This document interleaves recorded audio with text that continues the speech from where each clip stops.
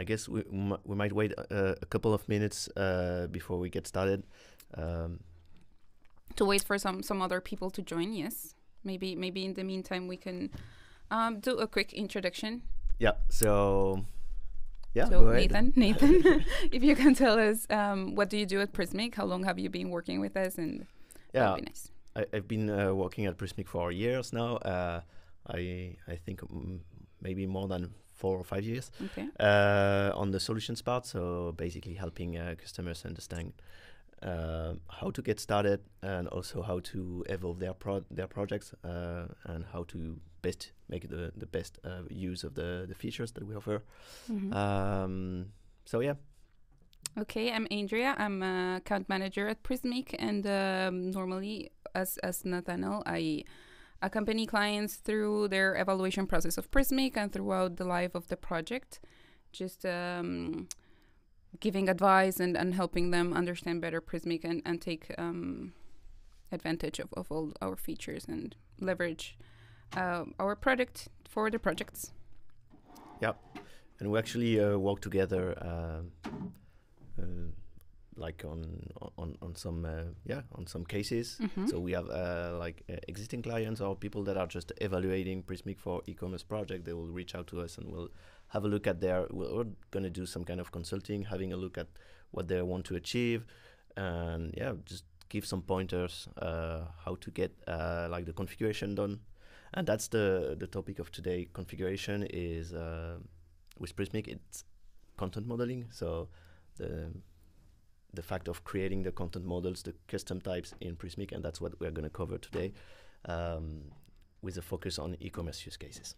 Exactly. So I would like to ask people watching if you can tell us if you have used Prismic already. That would be nice for us to know to direct the conversation in the better way.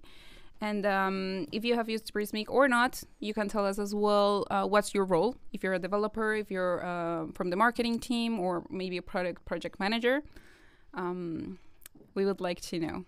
So go ahead and write in the chat, please.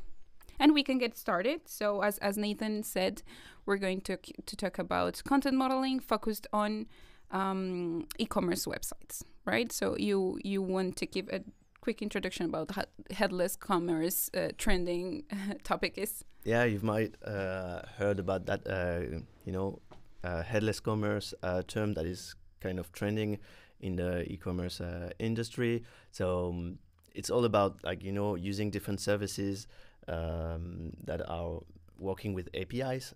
So let's say, for example, using your e-commerce backend in a headless way, which means you will use API to interact with your shopping cart APIs or also your product catalog API, using a search as a service API like Algolia to provide a nice search experience for your clients, and working with a CMS and a headless CMS that has an API so that you can enrich the whole customer journey, the whole e-shopping journey with rich content. Enriching with rich content, that was nice. Very rich. that's full of richness. And what do you think would be the benefits of using this approach instead of a more traditional CMS approach, maybe? Well, what we are seeing from customers, the users doing that is, and the teams that we are talking to, because we are talking with teams working on e-commerce websites, that they can focus on the actual experience that they are building for their customers. So they can focus on making something, nicely designed that reflects the brand identity with, I would say a big focus on design and UX, just having an inspiring e-commerce experience with nice interactions, basically. So by relying on services, they don't have to build those services anymore. They don't have to maintain, in-house CMS, for instance, which will be very, very complicated. Mm-hmm. So they can focus on the front-end experience, basically. And that's often a common use case of users coming to us, and they, when they start evaluating Prismic, what they tell us is that they have built in the past their own CMS, and now they are it became unmanageable, and now they're looking for headless CMS. Yes, that's the case. I mean, we have a lot of users using like relying on their Magento, for instance, on the e-commerce backend, even for the content management, and they are lacking a lot of content management capabilities. And there are also this case of teams that have built something to enhance the content management capabilities of the e-commerce backend, and they are kind of struggling with maintaining it, scaling it also, because when they have like big Black Friday, it could be like a point of failure, because handling content delivery at scale is not something always easy. So with the performance that they need to also have, so it's hard. Which is really important for. It's been proven that like a speedy e-commerce website is going to make more transformation, more sales. So that's also important for that aspect. To have a stack that is also speedy and performant. Exactly. And we also wanted to know which services are our viewers, like people here, what services are you using, like which technologies, which other services, right? Yeah, so feel free to post on the chat. That will be insightful for us, and also that helps us understand what the community of users are leveraging as services. Quick reminder about Prismic now. So Prismic is a headless CMS. It will allow you to work on the key points of an e-commerce website. So for an e-commerce website, you would want to create a lot of different pages, right? Like a home page, a product page, landing pages, even blog posts or inspirational content, right? And what Prismic will allow you to do is to create these custom content types that your marketing team will be able to use freely and independently, that will at the end bring us a benefit to create content faster, right? Yeah. So it does like structuring the content, modeling. So that's the topic of today.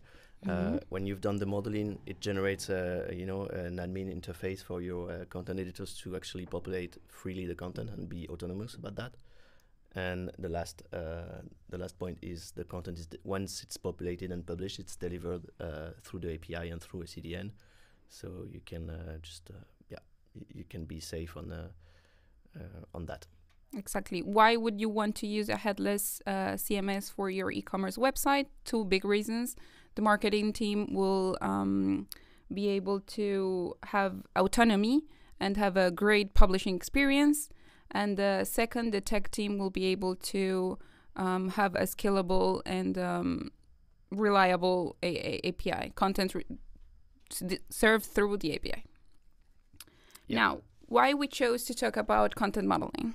Why we think content modeling is important? Okay, I can answer. Well, it's really important because it's the foundations of your project. So when you're starting a content project with Prismic, as I said, you start with content modeling, so defining the different templates, different structure of the different content types. And that's the foundations of the UX that you will deliver to the content editors. So the marketing people who will be creating content, if you get the content modeling right, they're going to get a smooth publishing experience. So that's the first point.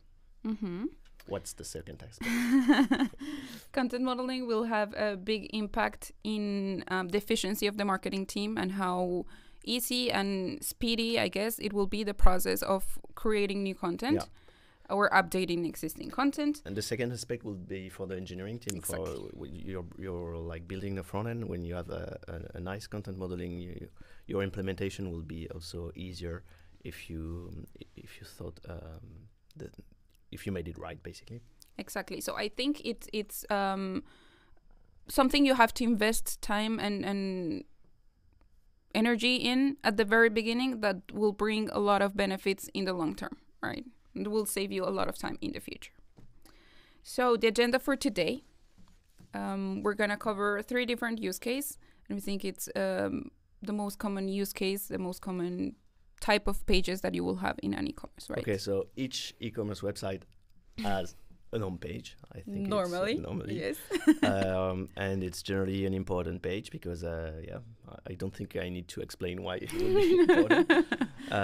But we're going to focus on how you can make it richer by using components and rich components that will allow you to create a nice, inspiring experience on the homepage that can evolve also. because you have components, you can move them around, and you can make your homepage change every day, even several times a day. Keep it fresh, keep it current, and of course, showing the new products, new sales, new things that you have coming up. Yeah. Second use case? Navigation. Unless you have just one page and you're selling a single product, I think you will need a navigation. And on e-commerce sites, we'll show some examples of nice things we see, but it's generally, we call them mega menu, you know, big navigations. When you hover the first level of navigation, you get a big panel with more, you know, a list of categories, more levels of navigation, also some imagery within the mega menu. So we'll see how we can handle that with a headless approach, in the content modeling. Exactly. Third use case would be a product page. Yeah, and again, I think all e-commerce sites have product. You can take two approaches. You can have a very simple product page with very simple information about the product, or you can go with a very enriched, and we think it's going to be the word of the day, enriched content. So we see many sites that are just generating the product page with the data that they have in the product information management system in the e-commerce backend, so in their product catalog basically. So it's going to be very static and very always the same layout for the product pages. What we're going to cover today is how you can enrich that basically. So just have some more editorial capabilities on top of the basic product information. Exactly. So we're going to go over these three things. I guess we can deep dive into the most important part. So the demo. Yeah. So we can start with the homepage. Yeah. So could we please switch to the screen sharing? Yeah, we have a comment from, I'm sorry if I feel like Zadek. I'm sorry if I don't pronounce your name correctly. It's Ramiz. He says he's using Vue, Node.js, and Commerce tools. So I guess this is a common mix of technologies and services. Vue, it's very famous these days, right? With Nuxt, and we see a lot of people going with this approach. Yeah, and it's a perfect transition to the example that we're going to show here, because Vue works with components, and Prismic also works with components. We call them slices.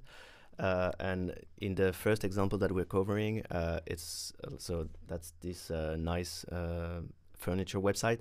You can really identify sections and components. So like this first one, big one here, would be a hero banner component. Then we have another section that is a selection of products that will have a title, and then a repeatable zone of a repeatable set of products. Then we have this nice visual component that I would call the inspiration, let's say inspiration grid, right? Where you're showcasing some imagery and you're linking to a category page. And then you see that featured product component again. So components are repeating in the layout. They can be used many times in the layout. And across the website, right? Like if you go to a blog post, maybe you can reuse this section of featured products. So as we said, it's super important to focus on the content modeling for the beginning, and this can be reused and scale. Like once you create more and more pages, you can start reusing all these components. It's going to be super useful and super easy for content editors or marketing team to create more content. Yeah, absolutely. So if I scroll down a bit more on this example, we have this nice, this is really a rich component for me. You see, there is a hotspot, like where you have some text, then a nice image, and you can hover some hotspot in the image to see the product, the actual product image, and a link to the product page.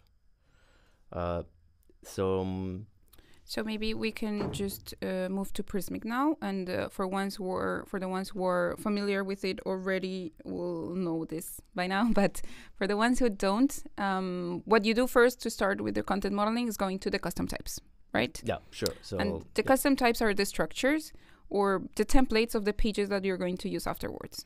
So as you can see, we have created different ones already. We will start with the homepage.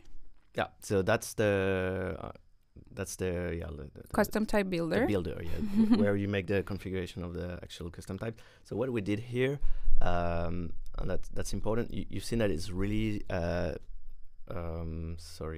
it's made with slices. You know, we've got a very flexible custom type here where we use components. So there is just a display name here that is fixed. That's the only fixed field actually for this content model. And we are heavily using slices because we want that homepage to be something that can be arranged, like components that can be moved around, etc. So yeah, it's going to be absolutely flexible. So we're not restraining the marketing team to go with a structured order. There's no order at all. They can just mix and match, as we say always, the components as they want. So if we see like these little components that we have here, so we've already configured them. So, and by taking this example, so for instance, if we go back to the example, you see this main component, this first component here that is a hero banner. It's in there. So when you click on it, you can see the fields that we have defined for this particular slice, and we try to create 3 different examples. Yes. So you see when you create a slice that you have a non-repeatable zone and a repeatable zone. What is this? And so we're going to cover that. So in this first example, and I will switch to the design again, you just need one title once, one subtitle, one link, and one image. So it's typically a component where you just need a non-repeatable fields. And that's what we did here. So we got in the non-repeatable zone the image, the title, subtitle, the CTA label, and the CTA link. Exactly. And so we won't be using anything in the repeatable zone for this case. For this slice, we have items that are going to be displayed just once, as Nathan said already. You can check in the image that you will have responsive view, so you can define different sizes for your image according to the device. So it can be like a main size, then mobile, iPad, as you want. Exactly there. And you can define the height and the width. Then the second slice example would be the featured products, maybe? Yep. So this one is taking the two is using the 2 zones. So on the non-repeatable zone, you get the section title. And again, I'm going to move to the design so that you get the reference. So this title is just once. It's just once. Thank you. And then you get this list of products, and obviously you need this to be repeatable. So that's why we got in the modeling a non-repeatable field here in the section title. And then on the repeatable zone, we've just drag and drop a product field that will elaborate on how we made the connection with the PIM or with the e-commerce catalog. Yeah, so in this case, we have an hybrid, I don't know exactly how to say it. You have a title that it's only once, and then you have items that are repeated. In this case, are products. And the good thing is that inside the repeatable zone, you can decide the order of your elements as well. We will show you afterwards when you're populating the content. Yeah. The third example of slice is when everything's repeatable. Yeah, so that's this inspiration grid, for instance. So you have a title, image, and link, and it's always the same fields: title, image, link, etc. And you might want to have 2 of them, 4 of them, like here. So we've configured for this inspiration grid. You see that there is nothing on the non-repeatable zone, but there is only the definition of one item, which is image, title, description, label, and link. Exactly. The description, I put it optional, since there is in one part that you can see the description, in the other one you don't have the description, so you can just clarify that it's optional. Yeah. So I would like to take the opportunity of this example to show the one feature that is called slice labels. So let's say this, this component here, you see that it shows in a different way here, but the fields are exactly the same. So you might want to use the labels to define that it should show with this theme or with this alignment. So you can have like different options, maybe with background, without background, or if it's like something that everyone in the company knows, so you can use design A, design B, or design with background, so you can define, so content creators know which type of design they're using in each slice. Yeah, so that gives some kind of control also on the visual parts of what they are building. Exactly. Yeah, so I think we are done with the three main examples of slices. So non-repeatable, one doing a mix between a non-repeatable zone and repeatable zone, and the one that is going to be just repeatable items. We can see now how it looks like in the writing room, what we call the writing rooms, where you see listed all your documents, and where the marketing team will be populating the content. Normally, this is how the homepage looks like. Yeah, so that's the UI for content editors. So as you see, there is nothing else than just a display name here. Yep, and then you directly use some You're slices. free to use the slices in the way that you want. You have the responsive view of the image there. You have an alt text option if you want. You can crop and resize the image. And then, as we were telling, you can move the slices around very easily. You have a small arrow on the right top of each slice, so you can move them around or delete a slice if you don't want it anymore. Select a slice in between two. And here, the thing I was showing you, in the repeatable zone, you can move the order of the elements. Yeah, so that within one slice, like here where we have a product selection, we could put that cap on the first position. So that gives a lot of flexibility. Exactly.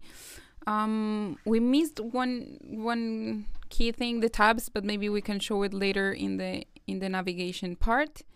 And if you want to see more about what the content editing experience is, we would like to invite you to Sarah's event, what I call the Sarah's event, which is the content modeling experience event that will be happening on November 19th. Yeah. We for the moment, we want it to happen every 2 weeks, I would say, like 1 week, yes, 1 week, no, 1 week, yes. We will be sending you the link for you to subscribe. You say subscribe? Sign up for the event. It's more about the content publishing experience, so not modeling. And I think it could be useful in many cases because we hear some users, like developers, they are kind of convinced about the solution, but sometimes content editors need to see and to project themselves into the publishing experience. So that could be good also to share those events with like business stakeholders, so they can also have basically an overview of the capabilities for creating, managing, scheduling, previewing all these nice publishing features. Exactly. So please sign up. We will be sending the link soon. So shall we move on to navigation? Yes. So that's the second use case that we're covering today. And for this, we've selected another website, which is this one. Yes, I'm going to zoom in a little bit. During the introduction, I was mentioning the mega menu. I don't know what's the correct vocabulary, but I hear that a lot. So typically you get like a first level of navigation entries, and when you hover them, you get something rich. And sometimes we even see, like you see when I hover bags here, I have different groups of links, but I also have some banners, right? And we see, like if you have a look at modern e-commerce websites, you can see a variety of designs in this mega menu section. So let's say that one navigation section, like in this example, bags, it could be considered as a document in Prismic because it's, you need some flexibility to order the different links, groups of links. And maybe it could change, like the group of fields might change at some point. So by creating its own document for this back section, I think it will make a lot of sense. And on this example, the banners are always the same, but I've seen many examples where, like when you hover bags, for instance, you will see a banner that is promoting, like is a specific promotion for this category. And then when you hover the second category, you will see another banner, maybe another layout. It could be like even two images on one and one big banner on the other.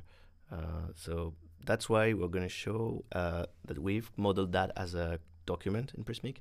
So each each section. Here we call it navigation section or mega menu section.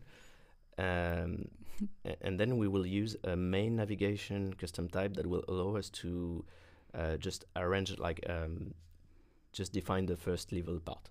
Okay. Yeah, I think with words it's a little bit tricky to understand, but we will take you through it more easily on Prismic. Yeah. So on the interface. So we have the here. Well, by the way, I created a collection because, so as I said, we have two custom types for managing this navigation. We have one for the main navigation, and we'll go through it. And then we have one repeatable type that is for each mega menu panel. So for each, each section that you hover, you have one document. So normally you will start there, right? You start in the top, in the lowest level, and then you start going up because you will doing content relationships. Yeah, absolutely. Right? Yeah. So. Yeah, in terms of when you create the content, absolutely. So we created a collection that could be useful for content editors when you need to, just see a list of things that are involved for the navigation. And here we have two custom types, so that's like a shortcut just to select two custom types. And I have my, so let's start with the mega menu because we've already populated everything. So no, that's not the one with the main navigation. So this one is representing the, the top level of the navigation. So you could put it the logo, and also the main links that we see: shoes, bags, extras, and then on each item. So this is a group. I'm not using slices here because that's a more structured custom type. And for each navigation item, so we have the label, the link. Because when you click, you can click directly on the item here. If I click on bag, I get to the bags category page. So that's why I have a link.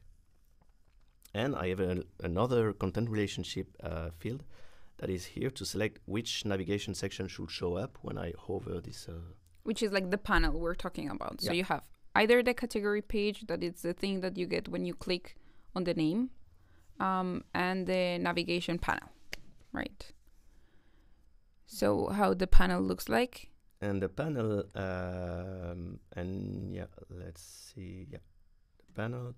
So it's going to be a mega menu type. So we have one for bags. And it's basically going to use slices. Because we want to have repeatable groups of links with two levels, So we want a repeatable group of links, and we want this group of links to be repeatable themselves. So that's why we use slices. So here, whenever you want to add a set of links, as we have here, so we'll take, for example, travel. I will put travel here, and then the iterative list of links. Of the group with its label and the link, right? Yeah. So that's going to be the overnighter, the weekender.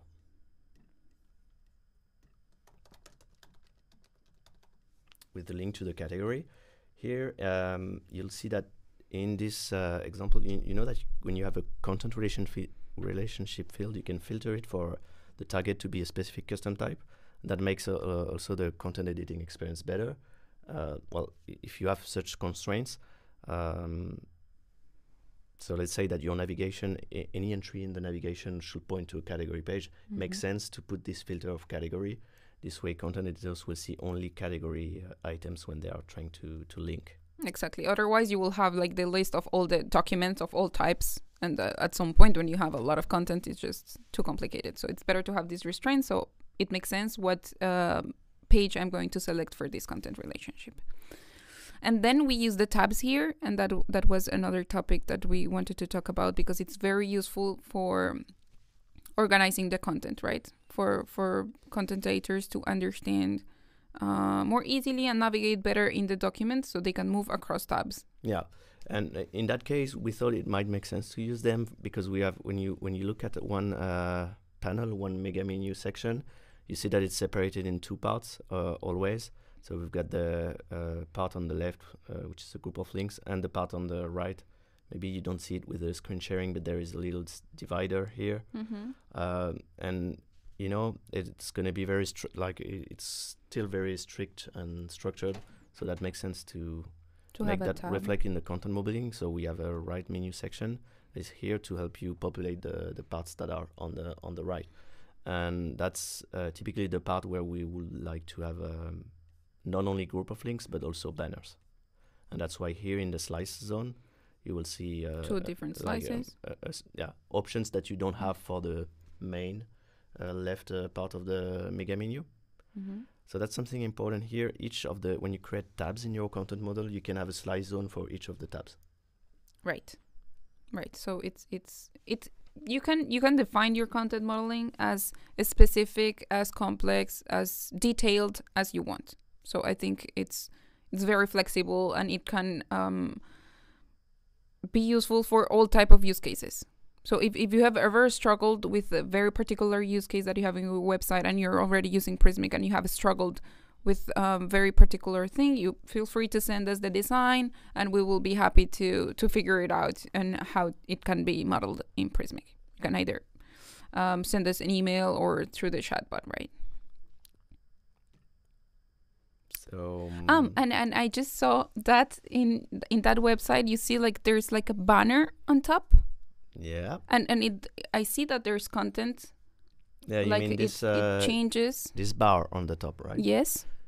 Do you think that that's easy to model in Prismic? Yeah. So it was changing. Yeah, it changes. changes. Yeah, it's changing. So it's a group of links that are changing, that are like rotating. I guess there is a little delay of 5 seconds between each. And let's see, is it showing on all the pages of the site, or is it just on the home page? If I go here, it's still showing, right? So you can really imagine that it's a common components, exactly like the navigation. So I will typically put it in the navigation type. Okay, because it's like attached to the navigation. It's showing everywhere, no matter where you are on the website.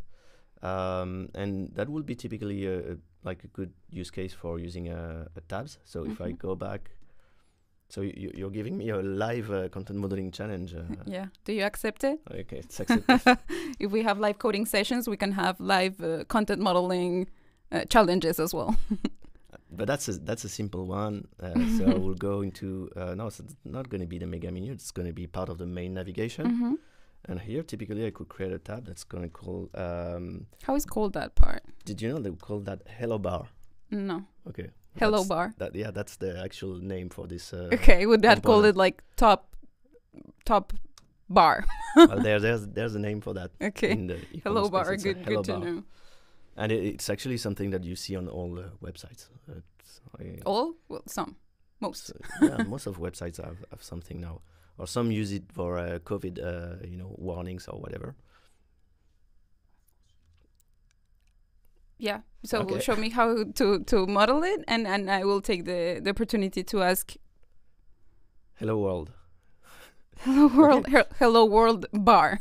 Okay, so here we're not going to use slices because it's a very simple chunk of content that we want, and it's repeatable. So we need a group. So first you drag and drop the group field here in the static part of the template, and we call it. Static part means that it's not in the slice, so it's just outside and it's structured. You cannot move it around, so it's just there always. Yep, and then what do we need here? We need just a message. So I'm going to take a key text just to go. So it's going to be message, and I guess there is a link. So we're going to put a content relationship. Content relationship is for internal linking. I guess it's going to be the case here, and yeah, it's just link. And for this okay, to creating the logic of the links, like moving every certain time, this is done in the code, right? Normally. Yes, that's typically done in the code, but you could add some kind of control on that. Why not? You could add. A number field here, for instance, on the top that says what's the loop delay, not the loop, the time. Okay, so my marketing team will be able to decide how long they want each message to be displayed, right? Yes, absolutely. So you could do that. You could either have it in the code, like hard code it. Yeah. So the I'm using the behavior fancy words. yeah, the behavior is always the same. It's just 5 seconds, but you could give this control here. Yeah, so that's it. It's really easy. You create this, and then when you go back to the content, where was that? The main navigation. Now I have this available, and I can just time, and I want them to show for 3 seconds, let's say, and then you just display the message. Just put the message and here, the link. and because it's a repeatable zone, you can add as many messages. You can also move them around, etc. Awesome. Yeah. I'm wondering if people knew that this was a thing, like the hello bar. I would like to know. I cannot read. Do you have? So we have. You can read. So it's me. Go ahead, read. So we have. Yeah, we have Alessandra asking, do you have a tutorial ready for this? It will be great to show internally how easy is it to create. Yeah, that's so we decided to make this modeling session with predefined stuff because it's sometimes it's a bit lengthy to create. Well, it's pretty fast to do, honestly, when you're used to it. Yeah, and it's accessible. I mean, it's a drag and drop builder, so yeah, it's easy to create models. So we will make sure that the recording of this event is going to be sent to all of you, so you can just share it with your team, and they will see how to do it. But I guess maybe Alessandra was asking what's the process to get the modeling that we have here. Maybe a step-by-step, how would you model a slice one by one? Okay. I don't know, Alessandra, is it what you're referring to? Like something more step-by-step on how to build a model? The whole model or just the hello bar itself, or both? Oh, we could do a tutorial for the hello bar. Yeah, it will take like three minutes. We can do that. But we're normally uploading videos on our YouTube channel. So if you don't know it already, you can go and subscribe, because we're constantly... I was going to speak in Spanish. We constantly uploading videos. She said... Okay, if you can read later. And we're constantly uploading videos of our features, like how to use slices, how to publish documents. So that's a good idea. We can create a tutorial about this and upload it on YouTube. What does she say? Yeah, so Alessandra was about the how to create a hello bar. Okay. And I guess the question is like it sounds like a very simple and simple thing, but I guess many people are struggling with that. And I know that even in some e-commerce sites, they will have to go through a ticket to the development team that will have to go through the QA and even the deployment delays and all that. And I think it makes sense to show that when you get it configured in Prismic, you get the control on that, and that's easy. It's easy. It should be. Yeah, so we'll have that in mind, doing a tutorial about the hello bar. I just love the name. I love the hello bar. Alors, we can continue. Where are we? We finished the navigation. Feel free to ask any other question. I think the navigation, it's always quite complex, right? And it's super specific. Each e-commerce has a completely different way of doing things, of course. And the navigation bar, it's super specific for each one. So feel free to ask any question if at some point we said something that was not super clear, or if you have a particular use case that you're interested in looking at. In the meanwhile, I guess we can move to the product page. Yes, and we have another e-commerce example. Yeah, and that's our favorite watch. We can totally afford that. So yeah, it's luxury watch.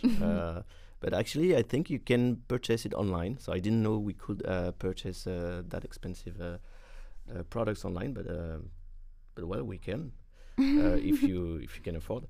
And if you like the color. And if you like the color. Yeah, ultraviolet. So that's really violet, purple. And product pages. So as we said, you have two approaches. You can do it very simple. Gather the information from your PIM or enrich your page. And I think this is the example that we want to show now, how to have a very, very rich, very rich page with a lot of keywords, images, beautiful images, videos. And I think this is awesome for SEO purposes. Right? Yeah, that's good for SEO, but also for the experience of having an inspiring experience for shopping a product when you want to buy something. I don't know, whatever it is. You like to see it in action or see different photos in different situations, and this is where slices could help you. So the slices are these predefined content components. They will help you enrich the basic information with some narrative, right? So if we scroll down here, so that's the typical, this section here is the typical, really structured part that we see on all e-commerce websites. So we have imagery, and then we have the basic and the core product information that is here. But if you want to make more narrative, if we scroll down a bit, you'll see for here, we've got a specific video for just that specific product. And then if we scroll down, there is really nice components like this one. I will zoom in a bit.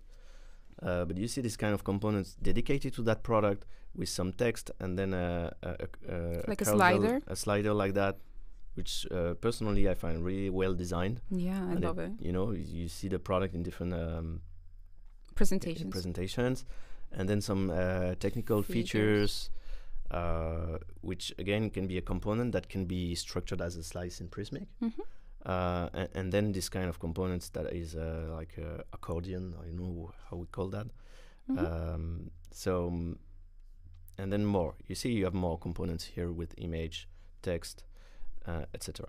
So that's our rich product page. Yeah. I would like to know if people use this approach, they are very if they are enriching their product pages, or if you find that complicated according to the services you're using, or even if you're using Prismic and you haven't thought of enriching your product pages. Maybe you're using Prismic for other parts of your website and you haven't think about that. So let me know if you're using Prismic for this, or if you have struggled with this at some point. How do you model that? Well, people talk to me on the chat. Nathan. Yeah. So while we wait for replies, I think one of the big challenges is to make the correspondence, the connection with the e-commerce backend, so the source of truth for the product data. And that's what we're going to see in this content modeling example. But we have a question from Constant. Sorry for the name, Constantine. For the pronunciation. Sorry for the pronunciation. Are you planning to add field validation for content editing? Hot topic. For example, required fields, unique value for links, max chart. I don't know. But we have, we have a monthly product meetup that is on the last Wednesday of the month, and I think it's gonna be. We're gonna drop the information on the chat on when it's the next one. And actually the next one is focused on e-commerce. So please come to it and ask the question directly to the product team. I'm looking forward watching our product manager talking about this. Yeah. But so yeah, and I think it's definitely the best place to ask these kind of questions. Also really interested in hearing about your use cases for that. And so we have another question from Danny. Are you going to add searchability into integration fields? So could you elaborate a bit on that? Do you mean in the publishing experience? Because in the publishing experience, you can already search for items among all your catalog. So I was wondering what was your use case for search in integration field? And now that we're talking about integration fields, for people who don't know, maybe we can do a quick introduction of what integration fields is. So it's basically a feature that lets you expose to Prismic a set of data that's coming from another system. So in e-commerce, most of the time it's going to be the product catalog, or it's going to be the category catalog, so the list of categories that you have. so that content editors can use that into the CMS. So typically in this example, we'll see how we could specify that we are going to make rich content for that specific product. But a typical use case was the easiest one to explain is this kind of component where we have a selection of products. You don't want to replicate the data into Prismic, copy paste the data from your PIM or whatever. So what we're going to make is a connection between this endpoint and Prismic so that content editors can pick the products and populate this kind of components. So that means that image, that description or name and the price is coming from the actual catalog and not from Prismic. That's the idea, because it's typical data that is managed as its own life cycle into your product catalog. So yes, you will have access from Prismic to that catalog, so you can attach the products to a component, but the data is actually the source of truth for the data is your PIM or e-commerce backend. And the great thing about this is that you update the content in one place. You update the price, you update the image maybe of your product, and this will be how do you say that? I'm sorry. It will be propagated to wherever it's used in the Prismic document across your website. Yeah. You might be using this information of this product in many places, and you will have to update it just in one place. Yeah. And I don't know if you guys know already, but we have a native integration with Shopify. There is coming one for PrestaShop and Magento. But if you're using any other service for your catalog, please let us know. Yeah, and even with Magento, we have a lot of clients already using the custom API integration, because you can expose your own basically set of data, so you can already connect with Magento if you're in this situation. So we have some questions. Two questions from Ramis. One challenge I see is there can only be one slice zone per content type. So if you want to split the content across different slots of the template, there is no easy way to do it. I would say with tabs. So there can be multiple slice zones per content type. But I wanted to understand the use case. So if you want to split the content across different slots of the template, there is no easy way to do it. I would like to see your designs and understand what are the slots visually. But you could typically, from what I visualize, you could typically have a main tab where you have the main set of slices for the main layout, let's say. And let's say if you have a sidebar and you want to use slices in that sidebar, you could also have a tab for that. I don't think we see a lot of designs like this nowadays with the sidebars. It used to be the case a long time ago, but I would like to see your designs and your use case. But I think with tabs, as we showed in the navigation section, where you have like the main tab with your own slice zone, and then in the second tab for the right panel, that was maybe you can show him. That was actually the case. So you actually will have two different slice zones. Yeah, so that's the main section of the template. Let's say show the slices. Its own slices. So here we just have one, but you could have more. And there is another part of the template with its own slice zone as well. So we've got some common slices, but you could have a completely different set of components for this section. And then the second message is it already possible to have named slice zones where you can have more than one slice zone per page? I'm not sure I understand. For the... can name the slice zone. You can actually name it, and that's a good. This is the kind of details that can also make your modeling better. Well, it's not really structural, but it's just the placeholders and the names that you use. So if I take the home page here, for example, you see I renamed that slice zone dynamic zone, and it's just you go. This is not something you can do through the builder. You need to go into the JSON editor. And here you get a field set property that you can change to anything you'd like. So that's going to be, rich content. Rich content.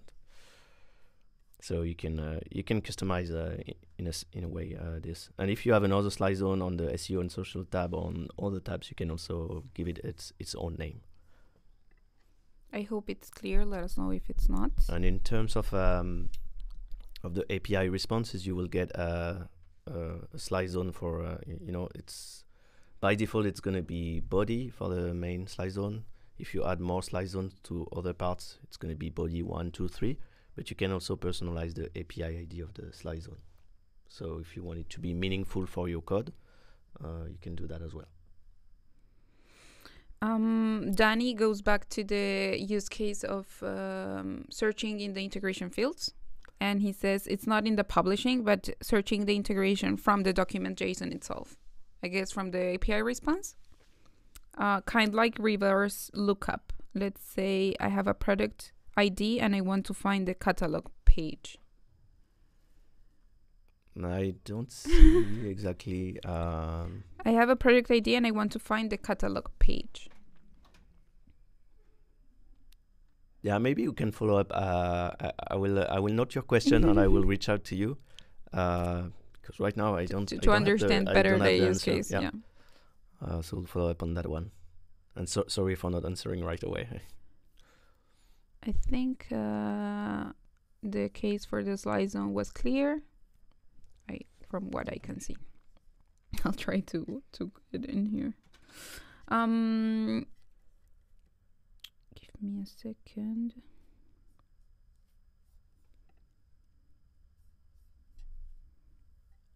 Okay, Danny said yes, so we can follow up with him about the integration fields.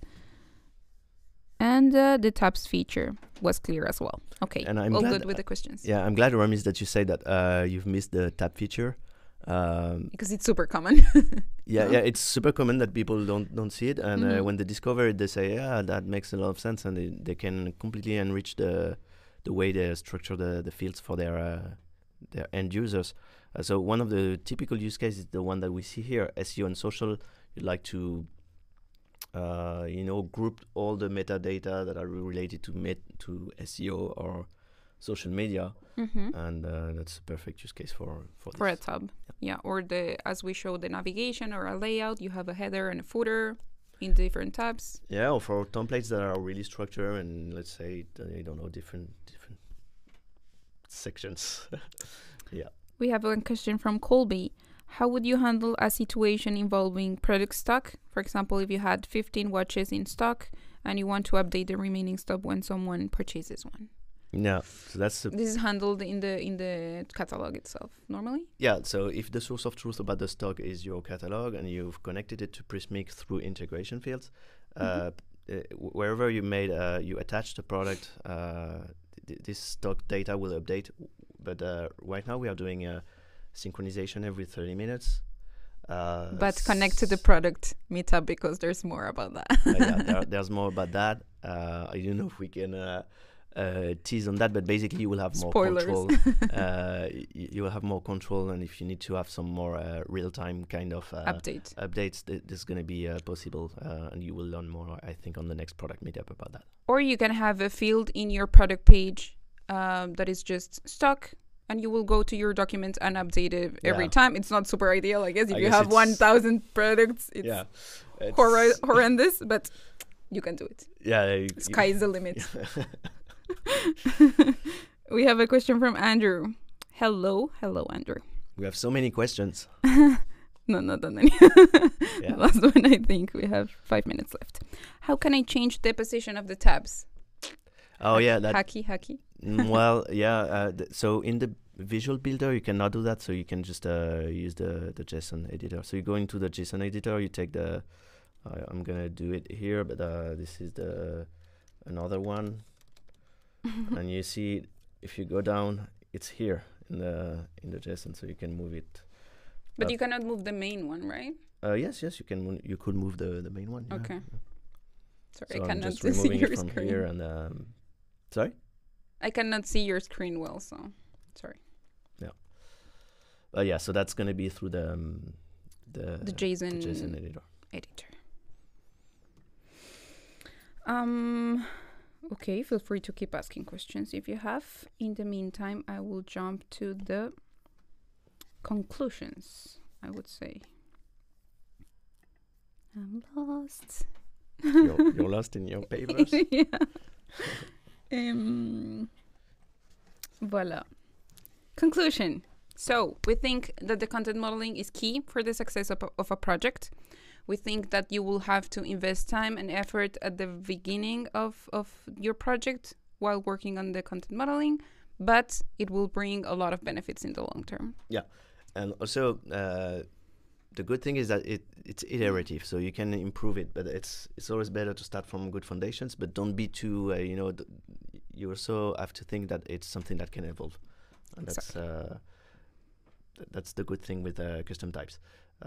It's up to you how, sorry to cut you. Go. It's up to you how much control you give to your marketing team. It can go from choose the color that you want for the background. It can go for how long you want to... The hello bar my hello bar. How long you want the hello bar to be there. Like the message, how long the message should be there. It's up to you. How detailed, how complex, how much control you give to content editors and so on. And there is one thing I wanted to add on that, because it's that important. I think this right setup at the beginning. Mm-hmm. If you're new to Prismic, or even if you already have some experience, feel free to reach out to us, because we like to make these reviews with our users. That gives us insight first, and most of the time we can bring some nice ideas. Most of the time we can bring value, so don't hesitate. Last thing, and I don't know if you have the link, because we saved the JSON structure of this, and we wanted to share. I don't have it. It's on your it's on your scenario here. I pasted it here. I have it. Okay, so let's share it with you. We have the example templates, and we want you to start playing with it. Give us your feedback, ask questions, book a call with us if you want. So just to clarify on the link that we're going to share, are you going to share it on? It's so it's the JSON definition that you see here when you go under the JSON editor. So you can go to that GitHub repo and copy the JSON and paste it into a new repo, a new Prismic repo. So you create a custom type. You just go in under the JSON editor and you can paste the configuration here. It's just a fast way to see an example in action. Let's see if we can answer your question in 2 minutes. What is the best way to create nav menu with 4 or plus level? I'd really need to see the designs. But I guess with relationships and different types of a document for each level maybe, and then content relationships. Yeah. And sometimes with one document you can cover 2 to sometimes 3 levels with slices, because there is repeatable zone within the slices that are repeatable. The slices are repeatable, and within the slices there is a repeatable zone. But yeah, really like to follow up on that on your case. It looks interesting. What is the best way to contact us for that? Maybe I will share the email sales.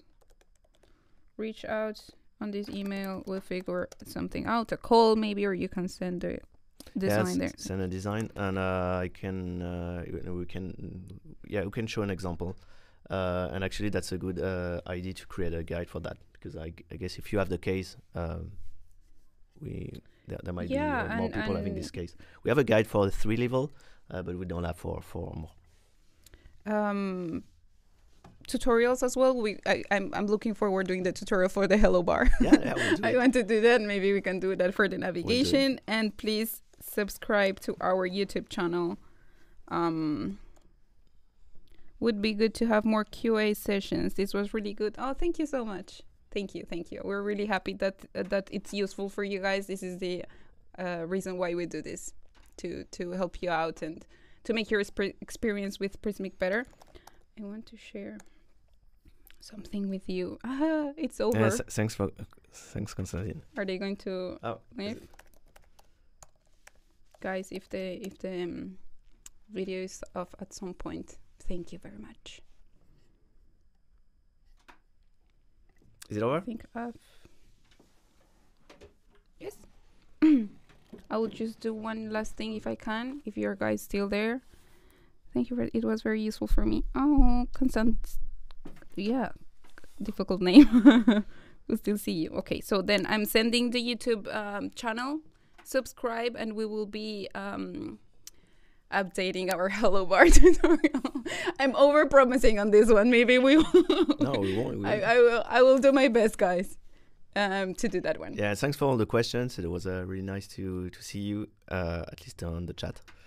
And please contact Danny. us if you have like more specific stuff. We are really happy to help. Yeah, so save all the resources I've shared with you. I shared the YouTube channel. I shared our email, where you can send all your questions, your designs. We can book a call or just keep talking by email if you prefer that.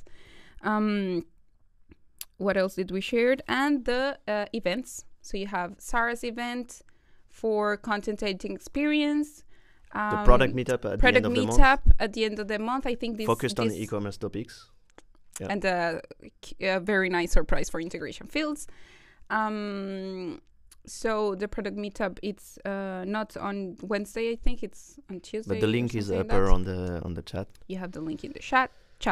Sorry. And see you soon, guys. Bye bye. Bye.